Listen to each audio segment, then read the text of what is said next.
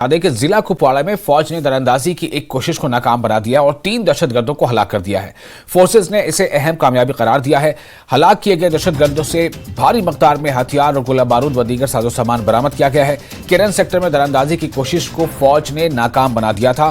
फौज ने दहशतगर्दों से हासिल किए गए हथियार और दीगर जंगी साजो सामान को मीडिया के सामने पेश किया। एक प्रेस कॉन्फ्रेंस में सिक्योरिटी फोर्सेज ने कहा कि गुज़िश्ता चंद हफ्तों से कुपवाड़ा जिले के केरन सेक्टर के सामने वाक़ कई लॉन्च पैड्स में दहशतगर्दों की मौजूदगी की खबरें मौसूल हुई थी।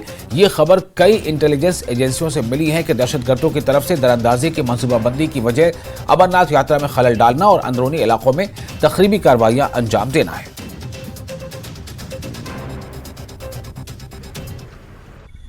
पिछले कुछ हफ्तों से कुपवाड़ा जिले के केरन सेक्टर के सामने मौजूद कई लॉन्च पैड में आतंकवादियों की मौजूदगी होने के संबंध में विभिन्न खुफिया एजेंसियों से सूचना मिली है। इसी मुखपृष्ठ में मुख्य रूप से आतंकवादियों के घुसपैठ की योजना बनाने का सामान्य रूप से ये कारण है कि वो सामान्य स्थिति और विशेष रूप से अमरनाथ यात्रा को बाधित करने के उद्देश्य से भीतरी इलाकों में तोड़फोड़ और विध्वंसक गतिविधियों को अंजाम दे सके। इसीलिए पिछले कुछ हफ्तों से नियंत्रण रेखा पर और उसके आगे के क्षेत्र में हमारे सैनिकों का आक्रामक रूप से दबदबा रहा है।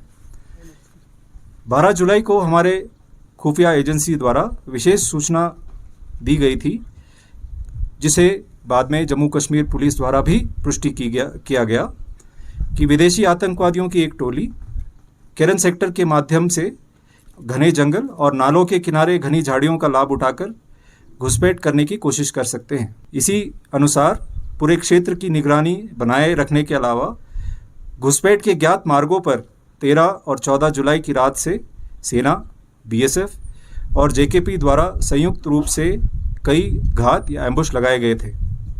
पूरे क्षेत्र में 24 घंटे सैनिकों द्वारा हाई अलर्ट बनाया रखा गया था। घने जंगल और खराब मौसम का लाभ उठाते हुए आतंकवादी नियंत्रण रेखा के पार घुस गए और बाढ़ की ओर बढ़ने लगे। घात लगाकर उचित अवसर देख के हमला किया गया और आतंकवादियों को नियंत्रण रेखा की बाढ़ यानी कि एलसी फेंस से काफ़ी पहले ही सटीक गोलाबारी शुरू कर दी गई। आतंकवादी भारी हथियारों से लैस थे, अच्छी तरह से प्रशिक्षित थे और आधुनिक हथियारों और उपकरणों से लैस थे। इसके बाद हुई भीषण गोलाबारी में 3 विदेशी आतंकवादियों को मार गिराया गया।